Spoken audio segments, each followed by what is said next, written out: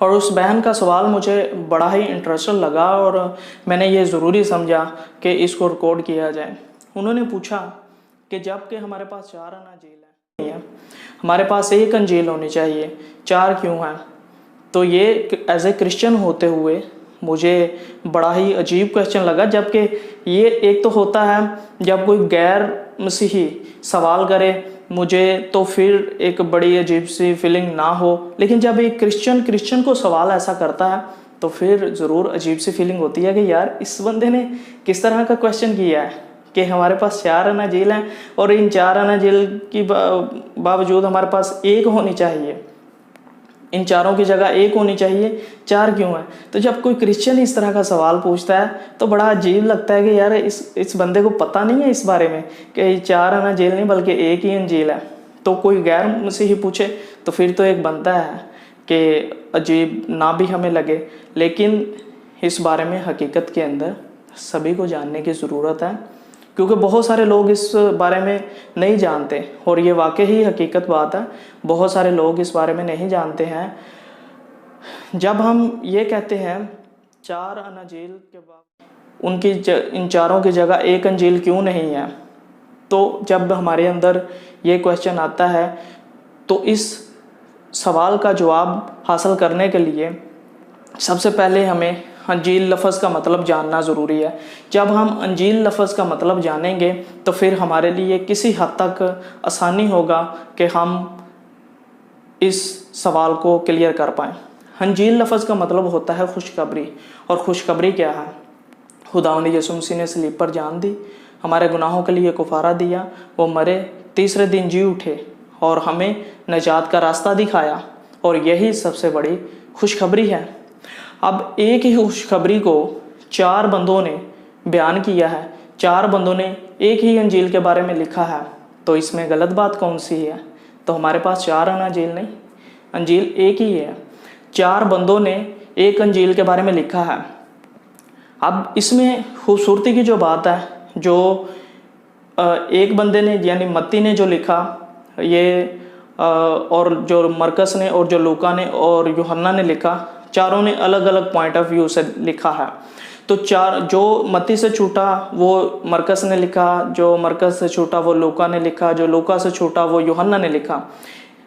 क्योंकि असल में छूटा नहीं, बल्कि कहना ये चाहिए कि उनके अपने अपने जो अंदाज़े बयां था, जो उनके आगे ऑडियंस जो थे उनको वो क्या चीज़ एक्सप्लेन करना चाहते, उन्होंने वो चीज़ें एक्सप्लेन की। और सबसे बड़ी इसमें खुशखबरी की और जो हमारे लिए खुशी की बात है और जिस वजह से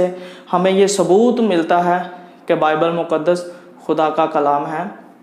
वो ये है कि इसमें हमें कहीं पर भी तज़ाद नहीं आता। इन 4 अनाजील के अंदर चारों ने अलग अलग, क्योंकि चारों के अलग अलग ऑडियंस थे। जैसे मत्ती की अगर बात करें तो मत्ती के यहूदी लोग थे,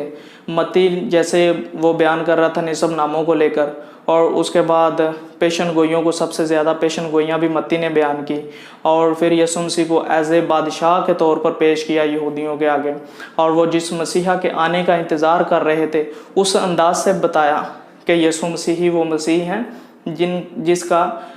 तौरात में, ज़बूर में, सहीफ़ुल अंबिया में ज़िक्र किया गया था, वो खुदावंद यीशु मसीह ही हैं।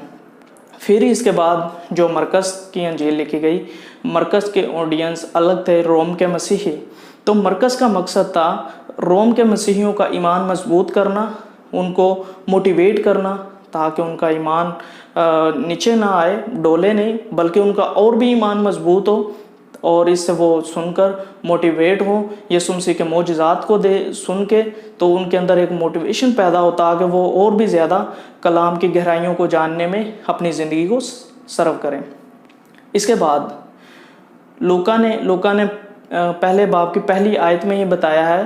कि उसने पूरी डिटेल यीशु मसीह की सही से जाकर जहाँ वो वाक़यात हुए इंटरव्यू करके लोगों से सही से जांच पड़ताल करके तो फिर वो बातें हम तक आज पहुँचाई हैं। तो इसके ऑडियंस पूरी दुनिया के लोग थे, सभी लोग थे। इसका मकसद था यीशु मसीह के बारे में ठीक दरियाफ्त करना और वो बातें हम तक पहुँचानी।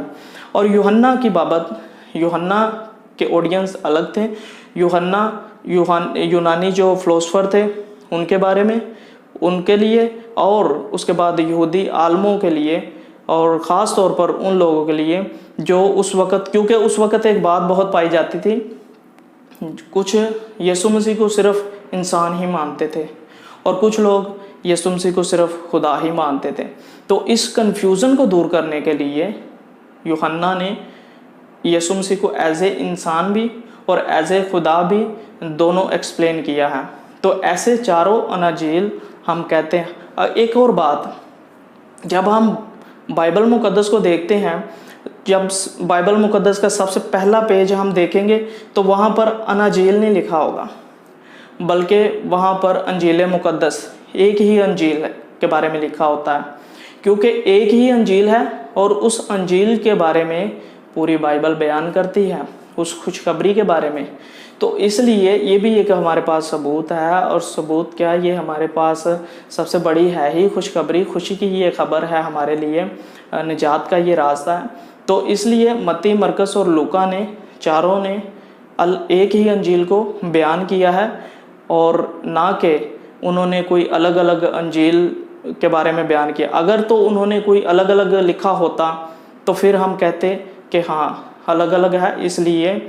ये खुदा का कलाम भी नहीं हो सकता, या चारों अनाजील भी कह सकते थे कि ये अलग अलग। लेकिन इसको अगर हम रूहानी तौर पर देखें तो हमें साफ तौर पर नज़र आता है अंजील एक ही है, और एक ही अंजील को चारों बंदों ने एक्सप्लेन किया है। एक ही अंजील के बारे में चारों बंदों ने बताया है अलग अलग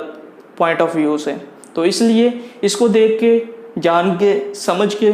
तो हमारे अंदर कोई भी किसी किस्म की कन्फ्यूज़न नहीं होनी चाहिए।